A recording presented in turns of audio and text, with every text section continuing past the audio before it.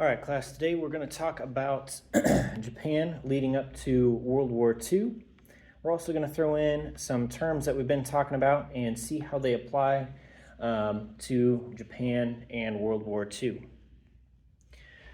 So remember our terms, we've talked about these a little bit over the last several days, are isolationism, nationalism, militarism, industrialization, and imperialism. So just as a quiz for a warm-up here, who remembers what isolationism is? Anybody? Yeah. Okay. So sounds like maybe being isolated or alone. So if we think of a country, how does that relate to a country? What does it mean? Yep, so maybe the country is isolated. Yep, that would be right. What about nationalism? This one we've talked about before as well. What do you remember about nationalism? So yes, belonging to a country or having a sense of pride or being proud of belonging to your country. That's right. What about militarism? This one we've talked about once or twice. You remember what that talks about?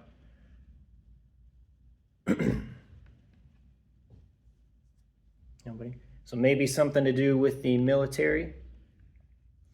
Okay, so maybe it deals with military. What do we think if we're looking at it from a country standpoint? What does that mean? If we're talking about the country practicing militarism. Yep, so moving it, using it, growing it. That's right. What about industrialization? So we've had this unit before. Countries industrializing. What does it mean when they industrialize? If a country becomes industrialized. So yes, that is correct. A country is developing, it's making factories, using more modern technology, weapons, transportation, stuff like that. That's right. And finally, this term is going to be kind of the big one of the day as we lead into World War II, is imperialism. So what do we know about imperialism? So what does it sound like? Empire? Yep. So yes, we're going to go a little further in that in-depth today, but it does deal with your empire. So we're going to see how that plays out here. What we're going to do, we'll go through some slides here talking about Japan. We're going to back up in history a little bit. Going to walk us up to World War II and how Japan plays a role in World War II and how our terms start to show up in our slides here as well.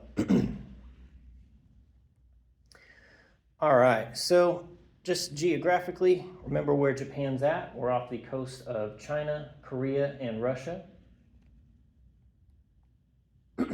As we back up all the way back into the 1600s, this is where we can see Japan had itself kind of shut off from the rest of the world.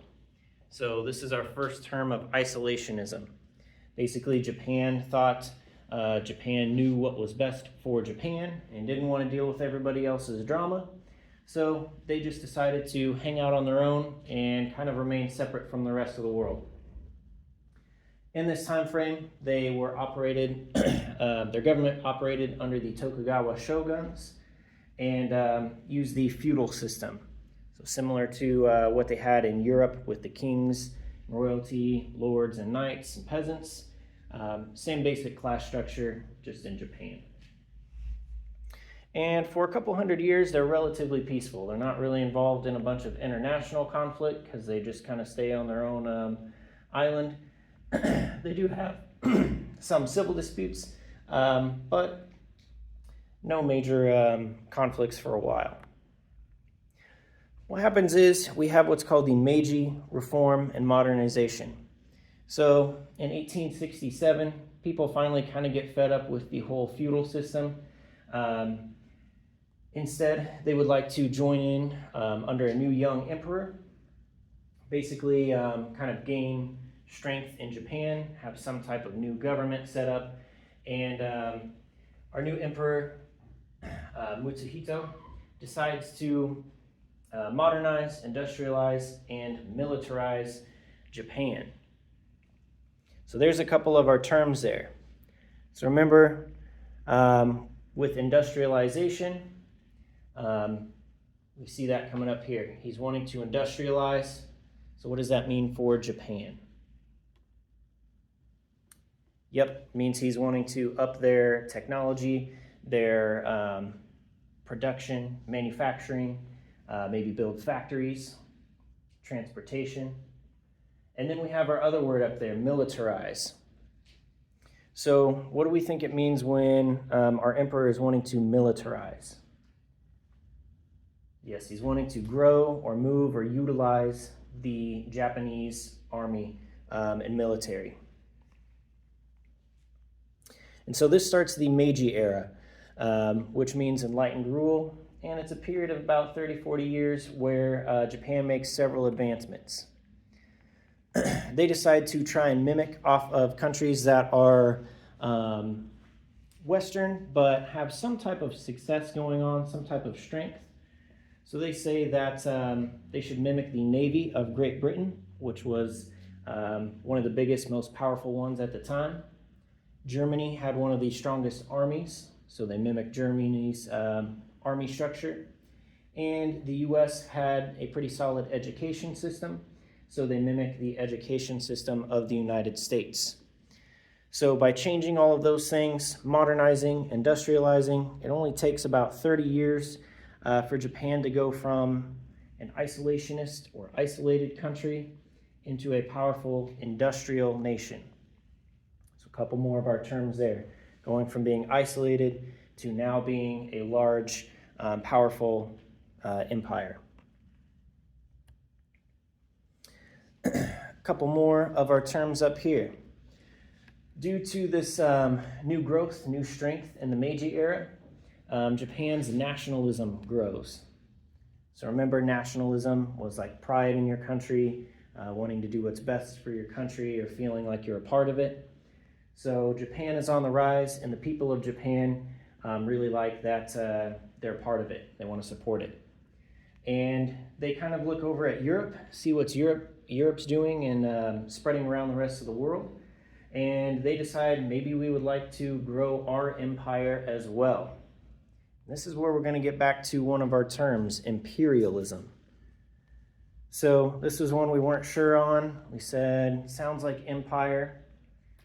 So what this means is that they want to expand their empire in some way. They want to gain either resources, power, territory, some type of expansion on their empire. They want to make Japan bigger and stronger.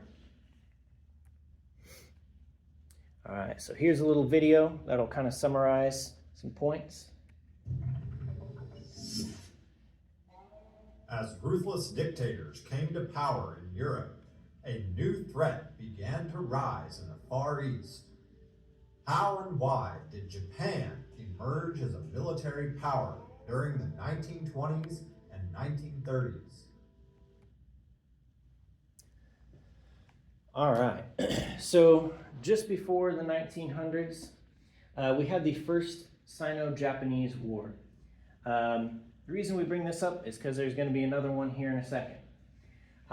Basically, they have a new and improved military. They want to practice their militarism now, moving and using their military for the purpose of imperialism, expanding their empire.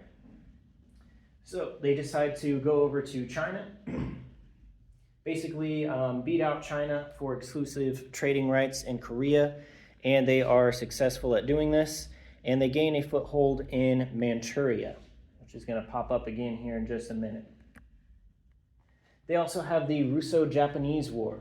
This is in 1904, so a little bit before World War I had really started. But this one's important whenever we talk about strategy between the Axis powers wanting to team up with Japan. So Japan and Russia have a fight over Manchuria, which is that region in northeastern China. And Japan actually manages to beat Russia. So even though they're a tiny little island country and Russia is absolutely massive, a lot of the Russian forces are actually on the other side of their country. They're over in the west, on the more European part of the country. So it's pretty easy for Japan to actually beat Russia in this fight. And they wind up taking over Manchuria. It's another video. The answer to the economic blizzard of the Depression was war. First, an invasion of Manchuria, and then China. All right, so we could see from that video, Japan expanding into a couple different areas in Manchuria, and then going a little further south into China as well.